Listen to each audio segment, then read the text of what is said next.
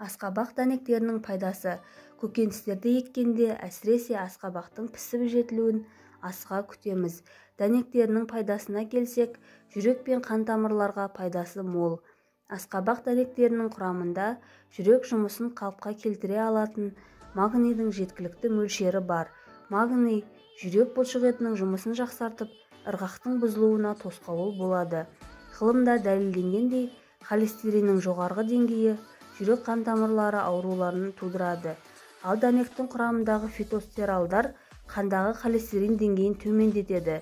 Қан қысымын тұрақтандыратындықтан гипертониктарға жиі шағып тұруға кеңес беріледі. Ми жұмысын жақсартады. Асқабақ дәнектерінің құрамындағы триптофан аминқышқылдары ағзамыздағы серотиннің өнуіне жол ашады. Бұл ұйқының толықтай жақсаруына септігін тигізеді. Дәнек бойындағы цинк бас мидың жұмысын қалыпқа келтіріп, есте сақтау қабілетін жақсартып, ағзадағы шаршауды басады. Ішек үшін пайдалы. Дәнектердегі жасұнық ішек жұмысын белсенді етіп, босата алады. Іш қату қиындықтарына тап болған оқырмандарымызға күнделікті тағамға асқабақ дәнектерін қосуға кеңес берер едік.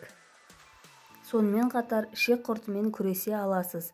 Асқабақ дәндері халық медицинасында ішек құртына қарсы қолданылатын ең әсерлі құрал.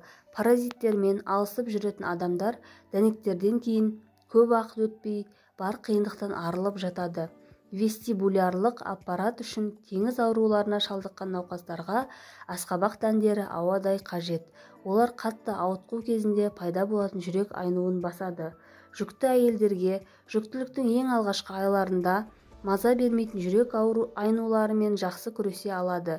Көптеген болашақ аналар асқабақ дәнектерінің арқасында жеріктіктің ең қиын кезеңдерін жеңе алады. Ерлерге пайдасы.